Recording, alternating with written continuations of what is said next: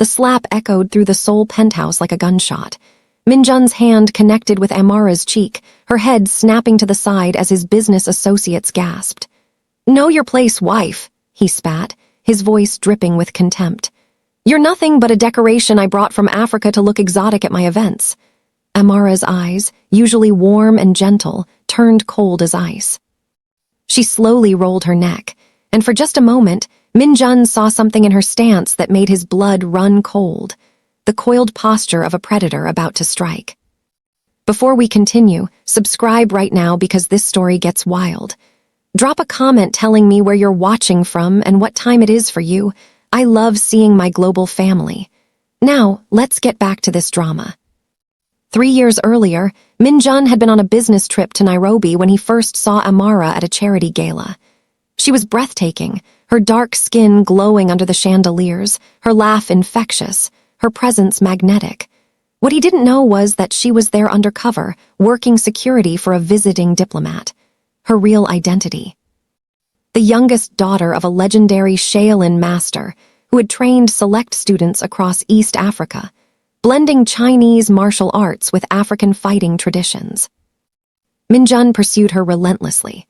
Amara, tired of the violence in her security work and yearning for a normal life, saw in him a chance at peace. She fell for his charm, his promises of a quiet life in Seoul, his declarations of eternal love. She never told him about her past. She wanted to leave it all behind, the fights, the danger, the blood. She just wanted to be a normal woman, maybe start a family, run the small cafe she'd always dreamed of. The first year of marriage had been beautiful. Minjun treated her like a queen. But when his company started failing, when the investors began pulling out, when his status in Seoul's elite circles started crumbling, he changed. The man who once kissed her scars became the man who gave her new ones. It started with words. "You're too dark for Korean standards," he'd say. "Can't you try to fit in better?" Then came the isolation. He forbade her from working, from making friends, from even leaving the penthouse without his permission. His mother, the matriarch Park Sun-hee, made it worse. "My son married beneath himself," she'd announce at family dinners. "An African woman with no family, no status, no worth."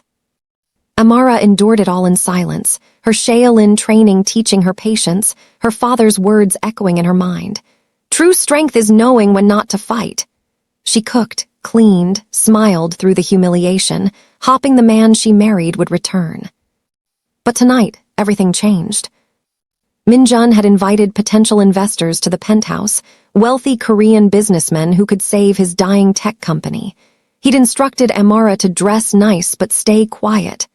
She'd worn a beautiful hanbok, trying to honor his culture, trying to make him proud. But when she'd offered tea to one of the guests, she'd accidentally overheard their conversation.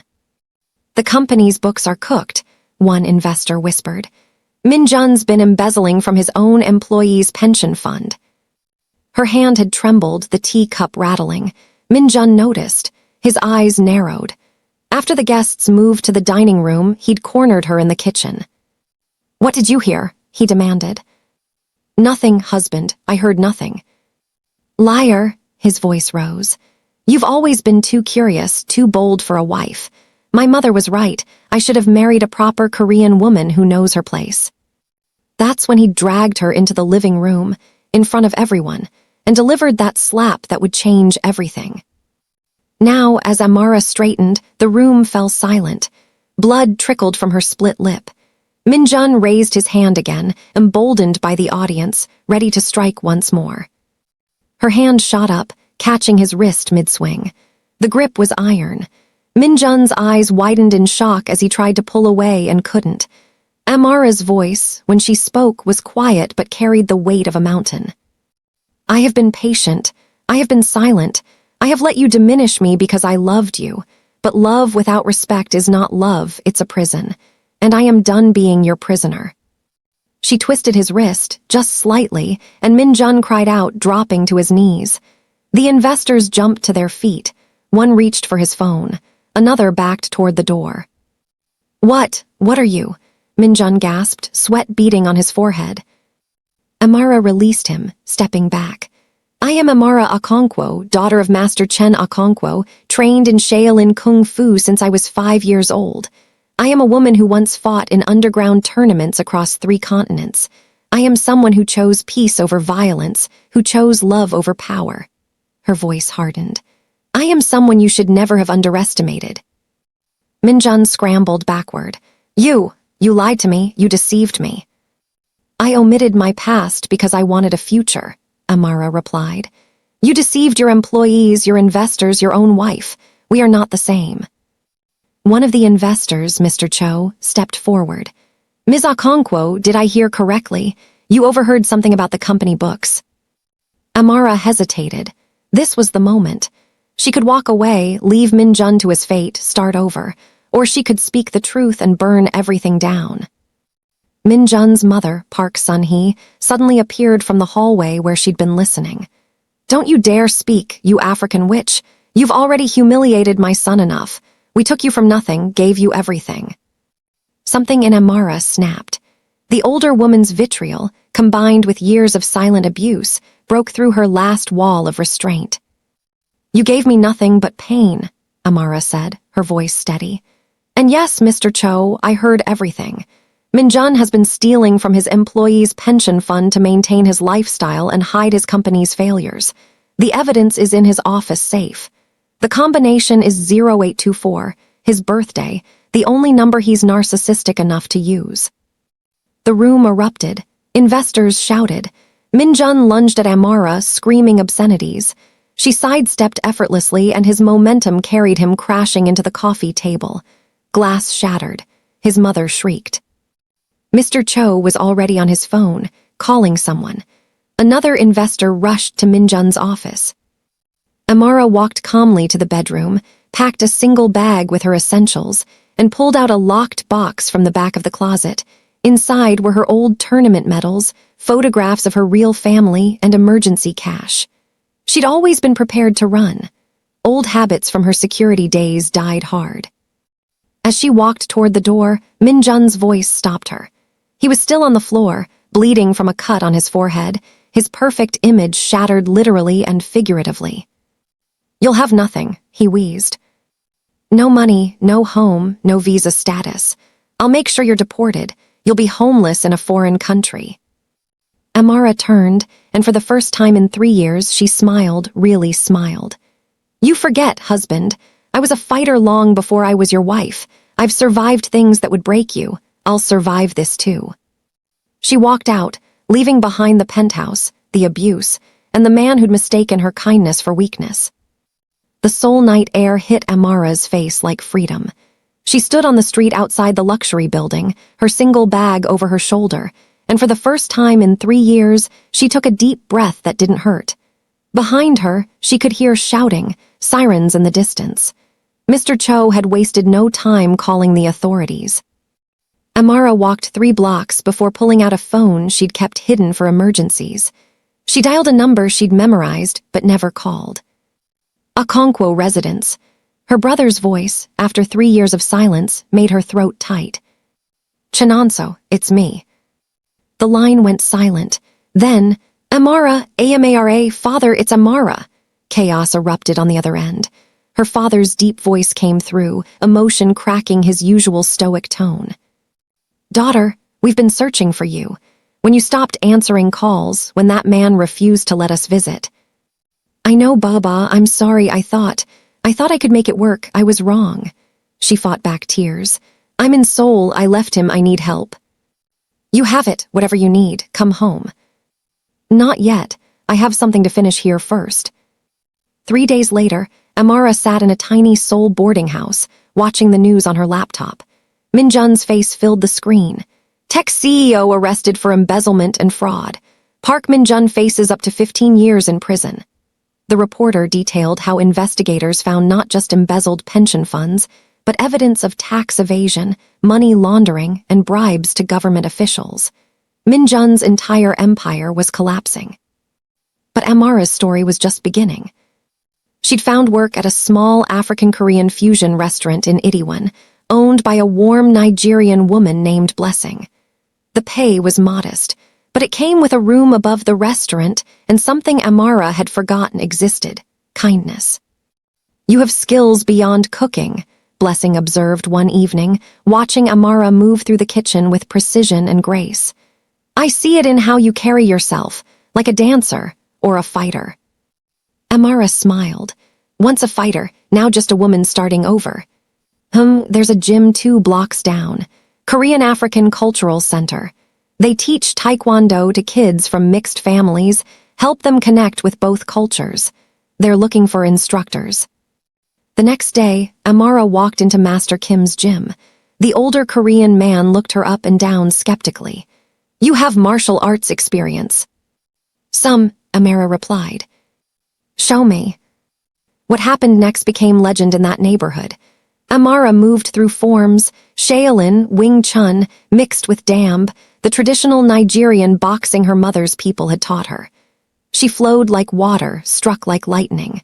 When she finished, Master Kim was silent for a long moment. I've taught Taekwondo for 40 years, he finally said.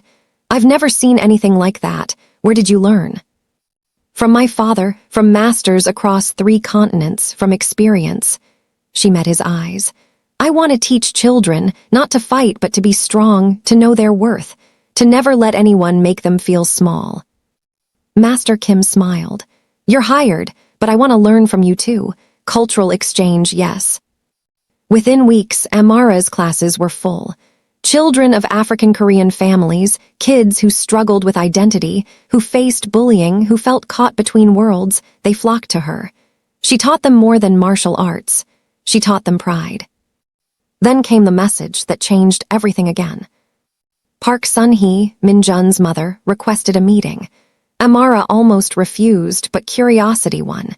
They met at a traditional tea house, the older woman looking diminished, aged beyond the few months that had passed. My son is in prison, Sun-hee began, her voice hollow. His father had a heart attack from the shame.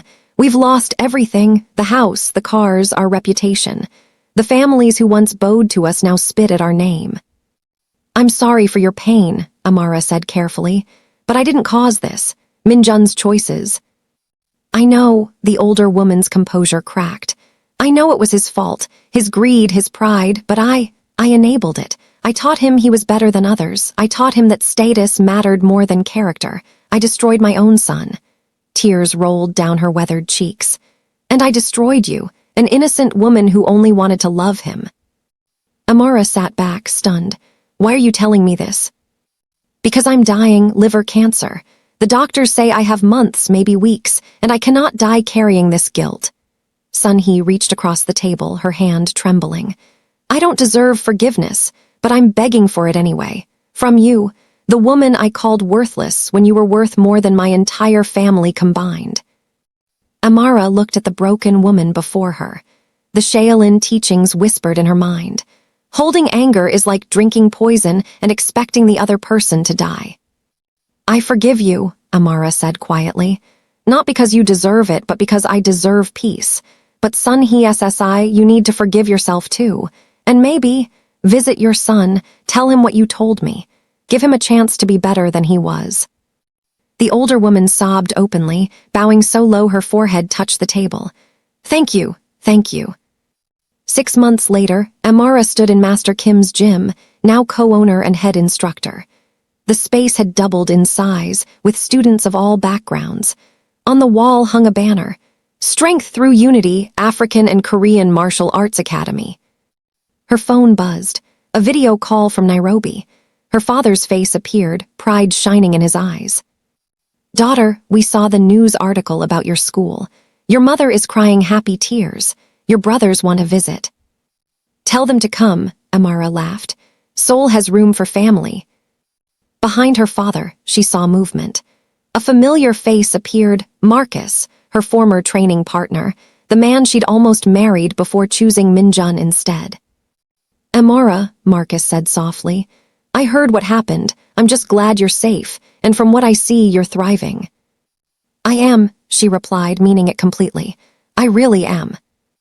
That evening, teaching a class of eager children, Amara paused to watch them practice. A small girl, half Nigerian, half Korean, performed a perfect form, her face fierce with concentration. After class, the girl approached shyly. Teacher Amara, My mom says you were married to a mean man who hurt you. Is that true? Amara knelt to the child's level. Yes, it's true. But you got away. You became strong. I was always strong, sweet one. I just forgot for a while. But yes, I remembered. And now I help others remember their strength too. The girl hugged her tightly. When I grow up, I want to be strong like you. As Amara watched her students leave, Master Kim approached with news. Min-jun requested to see you. He's being transferred to a minimum security facility after his mother's testimony helped reduce his sentence. He wants to apologize, in person. Amara considered this. Tell him I wish him well on his journey to becoming a better man. But that journey is his to walk, not mine to witness. My chapter with him is closed. Master Kim nodded approvingly. Wise, very wise. That night, Amara video called her family again. This time, everyone was there. Her father, mother, 3 brothers, 2 sisters, countless cousins. They laughed, shared stories, made plans for the upcoming family reunion in Seoul. Are you happy, my daughter? Her father asked as the call was ending. Amara looked around her small apartment above the gym, at the students' drawings on her walls, at the life she'd built from ashes. Yes, Baba, I am truly happy. I lost myself trying to be someone's idea of a perfect wife, but in losing everything, I found myself again. The slap that was meant to break me actually woke me up. And now, she smiled, now I'm teaching others to wake up too, before they need a wake-up call as harsh as mine. Her father's eyes glistened. That is the Shaolin way. The lotus blooms brightest in the muddiest water. You are my lotus, Amara. You always were. As Amara ended the call and prepared for bed, she passed her mirror. For the first time in years, she truly saw herself, not as Minjun's wife, not as Sun Hee's disappointing daughter-in-law, but as Amara Okonkwo, martial artist, teacher, survivor, warrior. She touched her reflection and whispered, "Welcome back." The weak wife was gone. The Kung Fu master had returned. And this time, she was fighting for something worth fighting for herself, her students, and a future written on her own terms.